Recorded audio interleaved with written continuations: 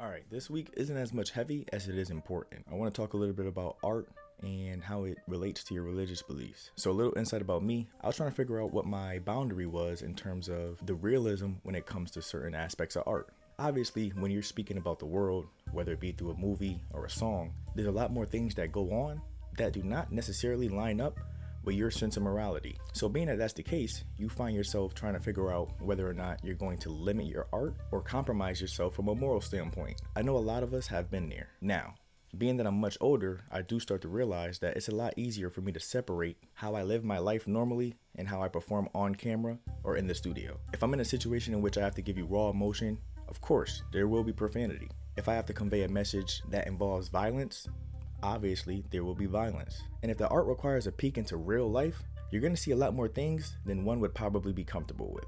Don't get me wrong, you should not compromise your morality whatsoever, especially when it comes to art, because your art is your true representation of yourself.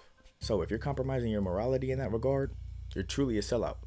And I can't allow myself to be that. However, what I did realize is that I don't feel convicted when I know I'm doing something purely for art. If there's a situation in which it spills over into my everyday life, it definitely could become a problem. But for now, I'm pretty good at separating the two.